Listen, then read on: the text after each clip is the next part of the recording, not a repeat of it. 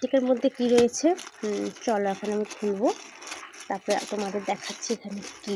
ঠিক আছে, ভালো করে দেখো এখানে কি অবস্থা। দোকান থেকে আনা হয়েছে এই যে তেঁতুল। ঠিক আছে, 1 মিনিট আমি ভালো করে খুলে নিই। এই যে তেঁতুলটা দেখতে পারছো, এটা তো ক্যামেরাতে বেশ ভালোই লাগছে, কিন্তু এই দেখো পোকাও আছে। হ্যাঁ, এই মাত্র আনা হলো, পোকাটা কোথায় গেল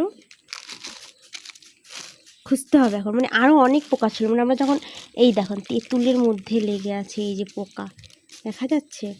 আরও বড় রকম আরশোলারও একটা বাচ্চা দেখা গেল।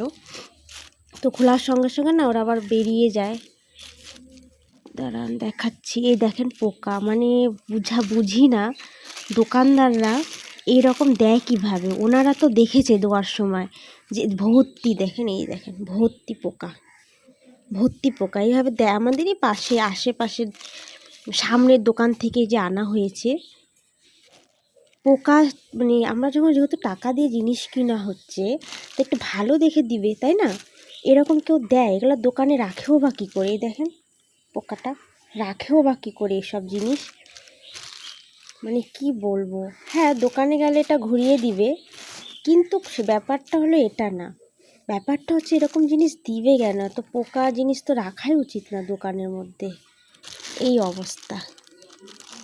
তার জন্য আমরা এর আগেও এরকম এসেছিলো, যার জন্য আমরা কম করে এনেছি। এবার তো দেখি প্রচুর পরিমাণে। যখন দোকানে তো অনেক জিনিস নিতে হয়, তো সবসময় দেখা হয় না, তো বাড়িতে এসে খুলে দেখি এই অবস্থা। তো দেখুন কি আজকালকার দিনকাল কি পড়েছে। টাকা দিয়ে জিনিস নিলেও ভালো পাওয়া যাচ্ছে না, এই অবস্থা।